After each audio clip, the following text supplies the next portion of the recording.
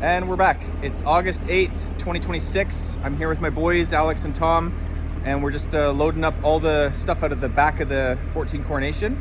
It's going into the loader, and then that's going to be taken over to be processed at Age Auto. Okay, go ahead, guys. Work together. So once we clear this out here, we'll be able to bring in the grader, bring in some fill, and then expand where the sea containers are.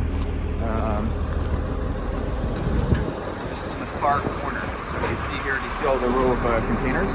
So we'll be able to process this material here, and then put containers all the way to the back. That's the plan. And then these units are also going to be processing. We'll make a whole corner here.